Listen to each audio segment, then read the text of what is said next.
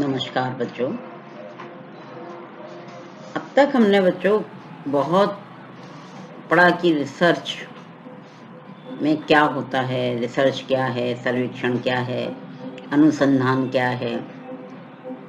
कोई भी घटना या तथ्य की बार बार हम खोज करते हैं तो वो क्या कहलाती है? अनुसंधान कहलाती है। लेकिन ये खोज हम कैसे करते हैं?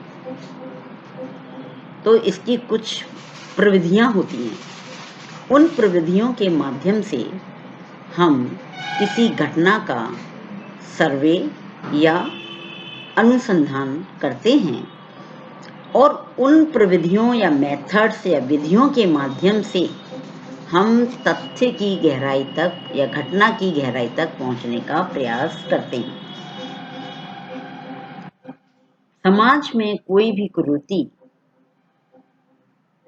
क्यों फैल रही है, उसके पीछे क्या कारण है, ये जानने के लिए ये हमारे कुछ मेथड्स हैं जो कि व्यक्ति की अंदर क्या भावनाएं हैं, क्या सोच रहा है, ये सब जानने का प्रयास करता है। प्रश्नावली, जिसके बारे में हमने आपको बताया था कि प्रश्नावली एक ऐसी प्रविधि है, मेथड्स है, टेक्निक्स है, जिसके द्वारा हम लोगों के विचारों को कम से कम समय में एकत्रित कर सकते हैं। लेकिन प्रश्नावली के साथ एक समस्या है, वो ये है कि प्रश्नावली पढ़े लिखे लोगों के लिए ही प्रयोग लाई जा सकती है। लेकिन हम जिस देश में रहते हैं वहां आज भी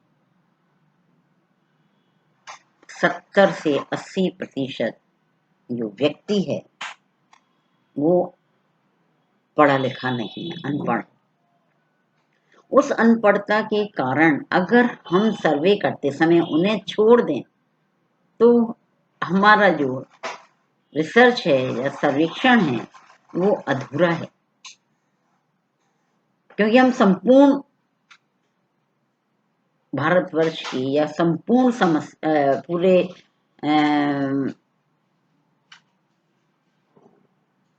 राष्ट्र में उस समस्या को हटाना चाहते हैं तो प्रत्येक इकाई को लेना आवश्यक हो जाता है। इसलिए जिस प्रॉब्लम से, जिस समस्या से हम निवारण ढूंढना चाह रहे हैं तो उसमें हमें अनपढ़ लोगों से भी डेटा कलेक्शन करना पड़ता है। जैसे गांव का अगर हम अध्ययन कर रहे हैं और वहाँ अधिकांश लोग अनपढ़ हैं, वो आपकी प्रश्नावली को नहीं समझते हैं, तो उसके लिए हम क्या करते हैं, उसका सब्स्टिट्यूट है अनुसूची। एक शेड्यूल तैयार करते हैं और उस अनुसूची के माध्यम से हम सिर्फ उन लोगों के पास जाते हैं जो अनपढ़ हैं, जिन्होंने स्कूली शिक्षा नहीं ली है, और अनपढ़ और शिक्षित और अशिक्षित में जो भेद है, यानी कि उन्हें पढ़ना लिखना और गुणा करना ये नहीं आता है। ऐसे लोगों से जब हम वार्ता करते हैं, डेटा कलेक्शन करने के लिए जाते हैं, तो उनके लिए अनुसूची का प्रयोग करते हैं और उनको हम प्रश्नों को उन्हीं की भाषा में बोलकर सुनाते हैं और उनसे कहते हैं बताइए, कोई जो ऑप्शंस हमारे होते हैं, मल्टीपल चॉइस क्वेश्चंस होते हैं, कि आप इसमें सबसे ज्यादा किसको स्थान देते हैं, और वो जैसा बोलते हैं वैसा ही जो रिसर्च करने वाला व्यक्ति होता है, अनुसंधान करता होता है, वो उसको टिक कर लेता है। तो ऐसे हम डेटा कलेक्शन करते हैं। तो प्रश्नावली के बिल्कुल अपोजिट अगर हम कहें तो ये अनुसूची है।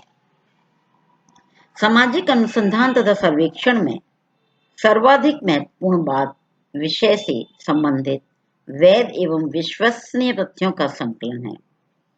तथ्यों के संकलन की एक प्रमुख विधि अनुसूची है।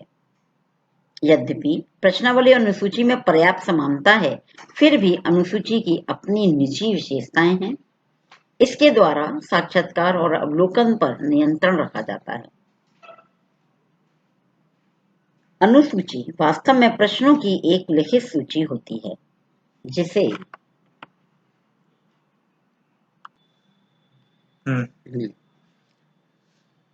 तो अनुसूची वास्तव में प्रश्नों की एक लिखित सूची होती है जिसे अनुसंधानकर्ता सूचनादाता से पूछता जाता है और भरता जाता है। अनुसूची को उत्तरदाता के पास डाक द्वारा नहीं भेजा जाता। प्रश्नावली में आने वाले दोषों को दूर करने के लिए भी अनुसूची विधि का प्रयोग किया जाता है। अनुसूची प्राथमिक तथ्यों का संकलन करने की एक ऐसी विधि है जिसमें अवलोकन, साक्षात्कार और प्रश्नावली तीनों की ही विशेषताओं एवं गुणों का समन्वय पाया जाता है। इसके द्वारा संग्रहित तथ्यों में एकरूपता लाकर उनका गुणात्मक एवं संख्यात्मक मापन सरलता से किया जा सकता है। यही कारण है कि वर्तमान में सामाजिक सर्वेक्षणों एवं अनुसंधानों में अनुसूची का प्रयोग दिनों दिन बढ़ता ही जा रहा है। सूचना की सजातीयता के लिए आवश्यक है कि सभी क्षेत्रीय कार्यकर्ता समान प्रश्न पूछें एवं एक ही प्रकार की सूचनाएं एकत्रित करें, जिसके लिए अनुसूची एक प्रमुख उपकरण है। समझ में आया? प्रश्नावली, अवलोकन और साक्षात्कार तीनों की विशेषताओं को क्या करता है? अपने अंदर समाहित किए हुए। क्योंकि जब हम प्रश्न पूछ रहे हैं तो फेस टू फेस पूछ रहे हैं, साक्षात्कार की तरह हो गया। वो जो उत्तर दे रहा है कहाँ सही बोल रहा है, कहाँ गलत बोल रहा है, अवलोकन करके हम उसको मार्क कर सकते हैं और प्रश्नों को हम पूछते हैं प्रश्नों के द्वारा। लेकिन प्रश्नावली में एक ये माइनस पॉइंट है या इसका एक ये सीमा है या कहना चाहिए इसमें एक दोष है कि जब हम डाक के द्वारा प्रश्नावली को किसी के पास भेज देते हैं, अब वो सही बोल रहे या गलत, हम उसको क्या है जज नहीं कर पाते। उसके अंदर कुछ होता है लेकिन रिटर्न में वो कुछ और लिख रहा होता है। इसलिए यहाँ पर डेटाओं में सत्यता की जो परसेंटेज है वो प्रश्नावली में कम होती है, अनुसूची में ज्यादा होती है। अब आता है अनुसूची का अर्थ और परिभाषा। अनुसूची एक फॉर्म के रूप में है जिसमें अध्ययन विषय से संबंधित प्रश्न एवं सारणियां होती हैं, जिसे क्षेत्रीय कार्यकर्ता सूचनादाता से पूछकर या व्यक्तिगत रूप से अवलोकन करके भरता है। विभिन्न विद्वानों ने अपने अपने आधार पर विचारों पर अनुसूची की परिभाषा को परिभाषित किया है। सबसे पहले आते हैं बोगार्डस। बोगार्डस के अनुसार अनुसूची उन तथ्यों को प्राप्त करने की एक औपचारिक विधि है जो स्थूल रूप में होते हैं तथा देखा जा सकता है। इस प्रकार अनुसूची अनुसंधानकर्ता द्वारा स्वयं ही भरी जाती है। स्पष्ट है? दूसरे प्रसिद्ध समाजशास्त्री हुए गुडे एंड हार्ट। इनका कहना है अनुसूची उन प्रश्नों के एक समूह का नाम है जो साक्षात्कारकर्ता द्वारा किसी दूसरे व्यक्ति से आमने सामने की स्थिति में पूछे और भरे जाते हैं। मैककॉर्मिक ने कहा है अनुसूची उन प्रश्नों की एक सूची से अधिक कुछ नहीं है जिनका उत्तर देना उपकल्पना या उपकल्पनाओं की जांच के लिए आवश्यक प्रतीत होता है। कहने का तात्पर्य है कि प्रश्नों का एक समूह है अनुसूची, और उसके द्वारा हम क्या करते हैं, सूचनाएं एकत्रित करते हैं और उन सूचनाओं के माध्यम से हमारी हाइपोथेसिस सही है या गलत है उसका विश्लेषण करने में सहयोग प्राप्त करते हैं। अब आती है अनुसूची की विशेषताएं।